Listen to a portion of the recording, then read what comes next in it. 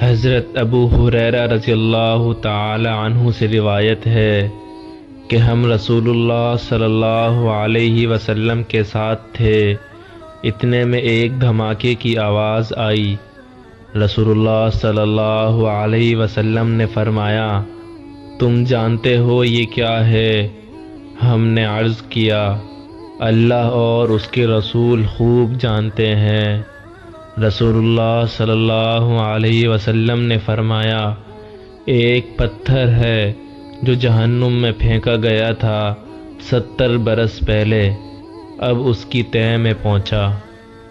رسول اللہ صلی اللہ علیہ وسلم نے فرمایا، جب انسان کبیرہ گناہوں سے اجتناب کر رہا ہو تو 5 نمازیں، ایک جمعہ دوسرے جمعے تک اور ایک رمضان دوسرے رمضان تک، درمیان کے عرصے میں ہونے والے گناہوں کو مٹانے کا سبب ہے۔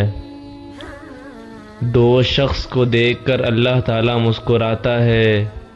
رسول اللہ صلی اللہ علیہ وسلم نے ارشاد فرمایا کہ ایک وہ ہے جو سرد رات میں اپنے بستر اور لحاف سے اٹھ کر وضو کرتا ہے اور نماز پڑھتا ہے تو اللہ تعالیٰ فرشتوں سے پوچھتا ہے، میرے بندے کو یہ تکلیف برداشت کرنے پر کس چیز نے ابھارا ہے؟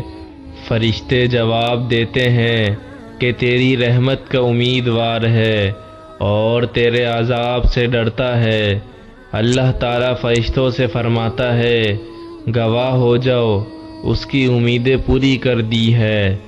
اللہ تعالیٰ ہم سب کو ان پیاری احادیث پر عمل کرنے کی توفیق عطا فرمائے، آمین یا رب العالمین۔